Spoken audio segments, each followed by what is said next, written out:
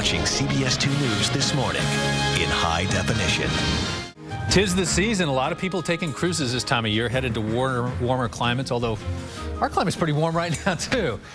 In light of the tragedy of the Costa Concordia, many travelers are wary of boarding or booking their next cruise, but there are some safety measures you can take before you ever get near the ship.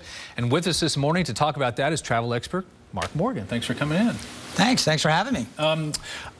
You know, they haven't been able to fit golf courses on cruise lines, so I've never been on a cruise, but I understand there's a contract you sign that puts some responsibility on the cruise line itself and protects you somewhat. Tell me about that. Yeah, so the cruise line protects themselves when you sign the contract. You're saying I want to go on this ship or on this particular line, and what that means is they're going to limit their liability, and they're also going to dictate if you have to sue for any reason whatsoever that you have to follow their rules and go to where they tell you that you have to go to file. So, for instance, with Costa, you have to file in Italy if you want to bring a complaint against the cruise line. And you have a certain time period you can file in. Right. So there's limitations, and there's a lot of things that govern this. So I would say if you have any questions, you really need to talk to a maritime lawyer.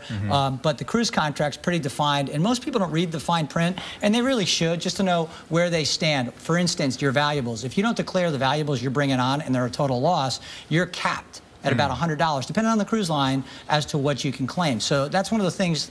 If you're bringing jewelry on because you're dressing up at night, you make sure you're covered. And if something happens, act quickly to file a claim. File immediately. Okay. Right. You know, cruise lines have gotten a lot of bad press lately, obviously because of what's happened in Italy. But what are the real facts about cruise safety and what happens on board? Yeah, cruises are incredibly safe. This is a really isolated incident. And, you know, last year, 16 million people took a cruise, according to Cruise Lines International Association. How many incidents did you hear about? Yeah. So when you talk about safety, they are very safe and very enjoyable, and in today's economy, very value-packed vacations. So I would encourage anybody who hasn't taken a cruise not to let this deter them, because it is a great vacation. Right. It is very safe. So is air travel, by the way. I mean, air travel is at an all-time low in terms of accident rates. So it's a good time to take a vacation.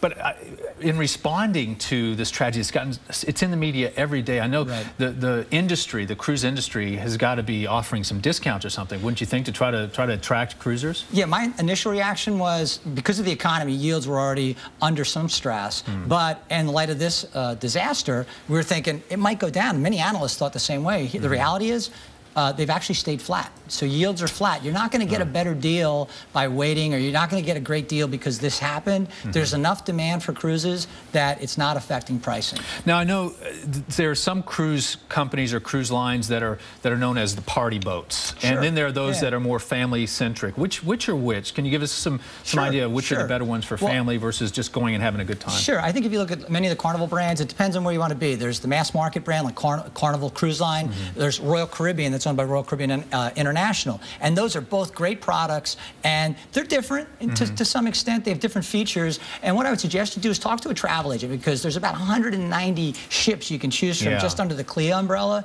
and you want to get matched with the right ship, especially if you're taking a family. I mean, you could choose from dozens and dozens of great ships that all have little ins and outs that might fit you better. And you don't have to just sit there and eat and drink all day long if you don't want to. You can do things. You can chill out. You can go to the spa. You can do excursions off the boat. There's all sorts of great things. They don't have a golf course yet. All right, Mark Murphy, thanks a lot for coming in. Don. For more travel safety tips, be sure to head over our website, cbsnewyork.com. Cindy. All right, Don, thank you.